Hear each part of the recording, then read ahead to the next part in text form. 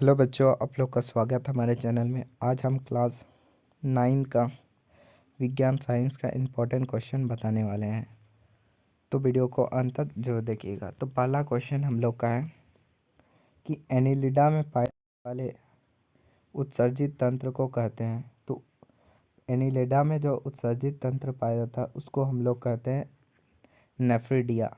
क्या कहते हैं? नेफ्रिडिया। बी नंबर्स का राइट आंसर हो जाएगा।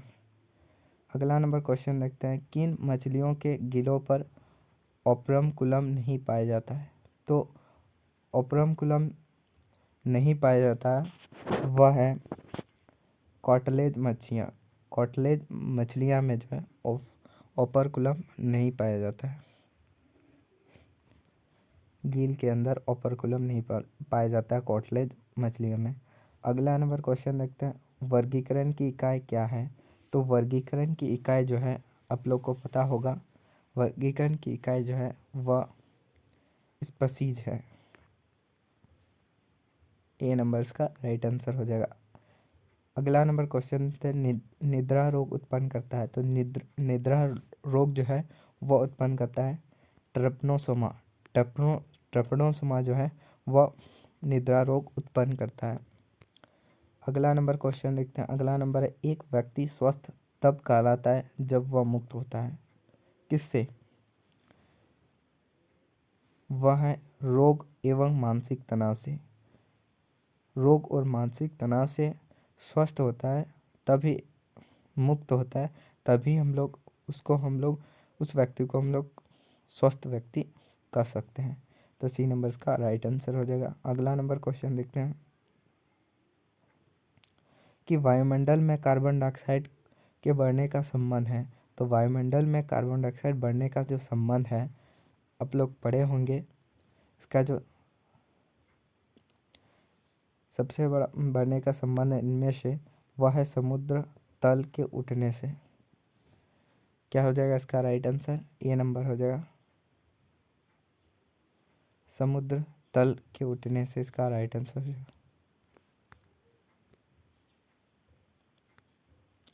अगला नंबर क्वेश्चन आंसर देखते हैं, निम्नांकित में कौन परावैंगनिक किरणों को पृथ्वी तल पर आने से रोकता है? तो आप लोग पढ़े होंगे, वह जो है ओजन जो है वह परागनी किरणों को पृथ्वी यानी कि धरती तक आने से रोकता है, ओजोन परत। डी। 8 नंबर क्वेश्चन देखते हैं हम लोग का, कि मिट्टी में सबसे अधिक कौन सा तत्व पाया जाता है? तो सिलिकॉन जो है वह सबसे अधिक मिट्टी में पाया जाता है। ए नंबर इसका राइट आंसर हो जाएगा। अगला नंबर क्वेश्चन देखते हैं कि दूध के उत्पादन में क्रांतिकारी वृद्धि को कहते हैं। तो दूध के उत्पादन में जो क्रांतिकारी हुआ था उस वृद्धि को हम लोग जोर से याद रखिएगा, उसको हम लोग श्वेत क्रांति कहते हैं। क्या कहते हैं? श्वेत क्रांति कहते हैं। सी नंबर इसका राइट आंसर हो जाएगा। अगला नंबर क्वेश्चन देखते हैं कि फ्लूक्लोरीन है। तो फ्लूक्लोरीन जो है वह आपका है एक खरपतवार नाशक, यानी कि जो हम लोग खेत में उगाते हैं उसके साथ साथ एक घास उग जाता है जो किसी काम का नहीं हो, उसी को हम लोग खरपतवार कहते हैं। तो फ्लोरिक्लोरीन एक कीटनाशक है जो खरपतवार को नाश करने के लिए हम लोग छिड़काव करते हैं। अगला है विस्थापन की दर को। तो विस्थापन की दर को हम लोग क्या कहते हैं? हम लोग कहते हैं त्वरण। विस्थापन की दर को हम लोग त्वरण कहते हैं। बी नंबर इसका राइट आंसर हो जाएगा। 12 नंबर क्वेश्चन देखते हैं, ओडोमीटर मापता है। तो ओडोमीटर मापता है दूरी को। ओडोमीटर जो मापता है वो दूरी को मापता है। बी नंबर इसका राइट आंसर हो जाएगा। अगला नंबर क्वेश्चन देखते हैं, ऋणात्मक त्वरण क्या कहलाता है? तो ऋणात्मक त्वरण जो कहलाता है वो मंदन कहलाता है, जरूर से याद रखिएगा। ऋणात्मक त्वरण जो है वह मंदन कहलाता है। बी नंबर इसका राइट आंसर हो जाएगा। अगला है, न्यूटन किसका मात्रक है? तो न्यूटन आप लोग सभी को पता होगा कि न्यूटन जो है वह बल का मात्रक है। न्यूटन जो है वह बल का मात्रक है। ए नंबर इसका राइट आंसर हो जाएगा। अगला नंबर बात करते हैं कि किसी गतिशील पिंड का वेग आधा करने से उसका संवेग हो जाता है। तो किसी गतिशील पिंड का वेग आधा करने से उसका जो संवेग हो जाता है, जोर से याद रखिएगा, इसका राइट आंसर हो जाएगा आधा। इसका जो आंसर हो जाएगा वह आधा हो जाएगा, उसका संवेग जो है वह आधा हो जाएगा। मतलब आधा वेग आधा करने से आपका संवेग भी आधा हो जाएगा। अगला नंबर क्वेश्चन है कि रॉकेट किसके सिद्धांत पर कार्य करता है। तो रॉकेट जो है आप लोग का संवेग के संरक्षण के सिद्धांत पर कार्य करता है। रॉकेट जो है संवेग के संरक्षण के सिद्धांत पर कार्य करता है। सी नंबर इसका राइट आंसर हो जाएगा। अगला नंबर क्वेश्चन देखते हैं कि दो पिंडों के बीच गुरुत्वाकर्षण बल निर्भर नहीं करता है। तो दो पिंडों के बीच जो गुरुत्वाकर्षण का बल जो है वह निर्भर नहीं करता है। इसका जो आंसर हो जाएगा वह सी नंबर उसके द्रव्यमान के योग पर, उसके द्रव्यमान के योग पर। तो दो पिंडों का आप लोग को पता होगा गुरुत्वाकर्षण का मान होता है k बराबर m1/m2/r²। तो उनकी दूरी के बीच का भी, उनके दूरी जो है वह पर भी निर्भर कर रहा है। द्रव्यमान m1 m2 है, उसका गुणनफल m1 m2 जो गुणनफल है उस पर भी निर्भर करता है, और गुरुत्वाकर्षण का नियतांक पर भी निर्भर करता है। और द्रव्यमान की योग जो है उस पर निर्भर नहीं करता। तो सी नंबर इसका राइट आंसर हो जाएगा। अगला नंबर क्वेश्चन देखते हैं 18 नंबर।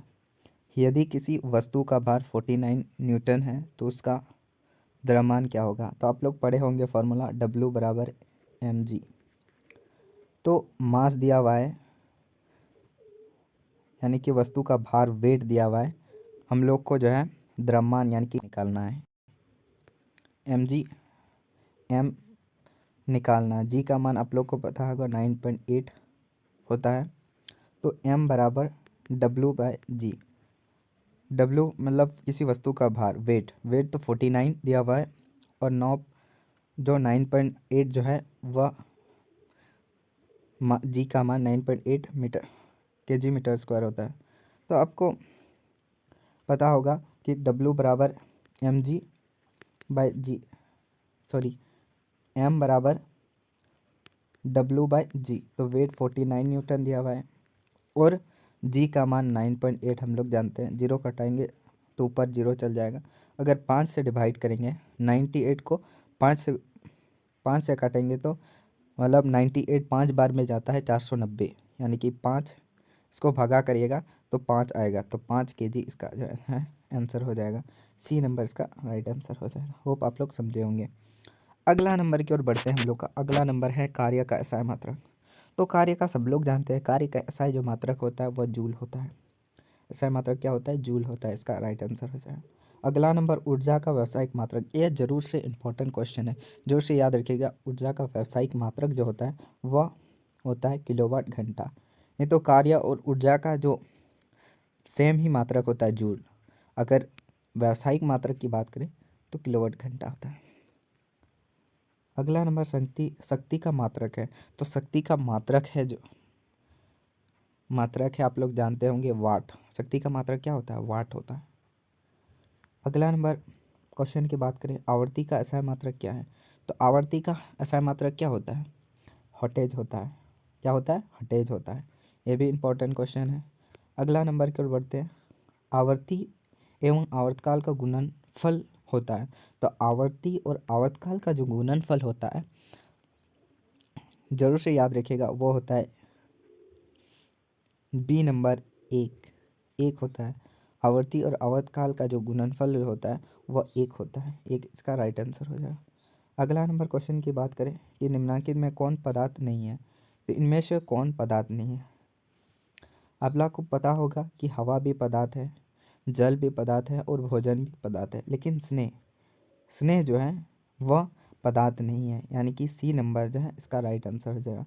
पदार्थ नहीं है बोला है तो स्नेह इसका राइट आंसर हो जाएगा। अगला नंबर की बात करें 10 डिग्री सेल्सियस तापक्रम बराबर है। तो 1 डिग्री सेल्सियस आप लोग को पता होगा, सॉरी 0 डिग्री सेल्सियस आप लोग को पता होगा। 0 डिग्री सेल्सियस जो होता है 273 केल्विन होता है। 273 केल्विन होता है 0 डिग्री। और यहाँ पे 10 डिग्री है, तो 10 डिग्री निकालेंगे तो 10 इस केल्विन में से 10 जोड़ देंगे डिग्री को, 283 हो जाएगा। 283 किस ऑप्शन पे है? बी नंबर पर ऑप्शन पे है।